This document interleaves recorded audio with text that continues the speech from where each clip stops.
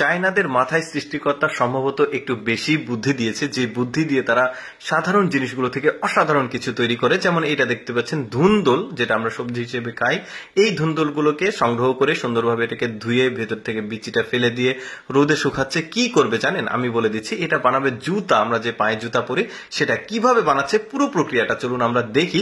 এই যে এটাকে রোদে সুন্দরভাবে শুকিয়ে একটা নির্দিষ্ট পরিমাণে মাপ করে কেটে নিয়েছে। তারপরে যখন রোদে শুকিয়ে গেছে এটাকে নিয়ে এসে বাড়ি দিয়ে দিয়ে শক্ত করছে। তারপরে একটা ফ্রেম করে এটাকে মানে কেটে নিচ্ছে, দেখতে পাচ্ছেন। আচ্ছা, ওইটা হয়ে গেছে। এরপরে আলাদা একটা কাপড় নিয়েছে, সাদা কাপড়। এই কাপড়কে নির্দিষ্ট একটা পরিমাপে কাটা হচ্ছে, যেটা জুতোর উপরের যে কাপড় সেটা বানাবে। পুরোপুরি ভিডিওটা দেখলে আপনারা প্রসেসিংটা বুঝতে পারবেন। এই যে দেখতে পাচ্ছেন, এখন কাপড়টা কিন্তু আবার হয়ে গেল। এখন এসেছে আঠা তৈরি করতে, যেটা মানে জুতার সঙ্গে লাগাবে।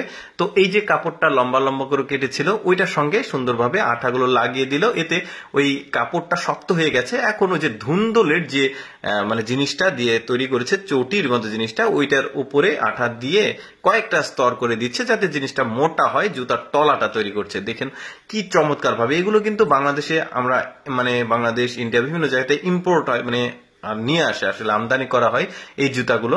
যেমন আমরা কিন্তু অনেকেই এই চায়না জুতাগুলো পরি, কিন্তু জানি না কিভাবে তৈরি করে। তো যাই হোক, আরেকটু বলি, সেটা হচ্ছে যে এখন কাপড় নিয়েছে কালো কালারের। এই কাপড়টা নেওয়ার কারণ হচ্ছে ও জুতার উপরের কালার। এই ধরনের জুতা কিন্তু বাজারে আপনারা অহরহ দেখতে পাবেন। আমরা আসলে জানি না এভাবে তৈরি করা হয়। আচ্ছা, ধুন্দল দিয়ে তৈরি করা দেখলাম। এবার আমরা বাঁশ দিয়ে কিভাবে জুতা তৈরি করে একই জুতা তৈরি করবে, কিন্তু এটা ব্যবহার করেছে বাঁশ আর ওইটা ছিল ধুন্দল। তো বাঁশটাকে সুন্দরভাবে একটা নির্দিষ্ট মাপ করে কেটে উপর থেকে ছাল তুলে নেওয়া হচ্ছে। এই ছালগুলো তোলার পর এটাকে গরম পানিতে দিয়ে সেদ্ধ করে শুকাতে দেওয়া হয়েছিল রোদে। শুকাতে দেওয়ার পর এটা মেশিনে একটা প্রসেসিং এর মাধ্যমে এটাকে সুতা তৈরি করা হচ্ছে। এই সুতা দিয়েই মূলত ওই জুতা বা স্যান্ডেলের তলার অংশ যেটা সেটা তৈরি করছে। দুঃখিত। তো আসলে জুতার মূল অংশটা হচ্ছে এই নিচের অংশটা। এই নিচের অংশটা যদি পারফেক্ট না হয় তাহলে জুতা পরার সময় কিন্তু জুতা ভেঙে যায় বা অনেক সময় জুতা নষ্ট হয়ে যায়। এই জন্য মূল জিনিসটাই হচ্ছে, স্তম্ভই হচ্ছে জুতার তলার অংশ। এই যে দেখতে পাচ্ছেন, ওই সুতোটা দিয়ে কিন্তু তলার অংশটা হয়ে গেছে আগের প্রসেসিং এর মতোই। এই যে কাপড় নিয়েছে, রঙিন কাপড়। এই রঙিন কাপড়ের উপরে আঠা দিয়ে রোদে শুকাতে দিয়েছিল, এখন শক্ত হয়ে গেছে। এটা হবে জুতার উপরের অংশটুকু।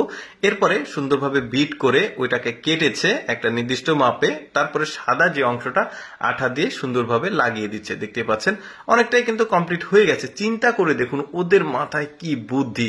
কোন জিনিস থেকে, মানে সাধারণ জিনিসগুলো থেকে অসাধারণ জিনিস তৈরি করতে আসলে চায়নারাই এক নম্বর আমি বলবো। এই যে দেখতে পাচ্ছেন প্রায় হয়ে গেছে জুতাটা। দর্শক, আমি সবসময় চেষ্টা করি আপনাদের সামনে অজানা তথ্যমূলক ভিডিওগুলো উপস্থাপন করতে। এরকম ভিডিও প্রতিদিন দেখতে লেটস গো ফেসবুক পেজটি ফলো রাখতে পারেন। আজকের এই জুতা তৈরির ভিডিওটি কেমন লাগলো অবশ্যই কমেন্ট করে জানাবেন।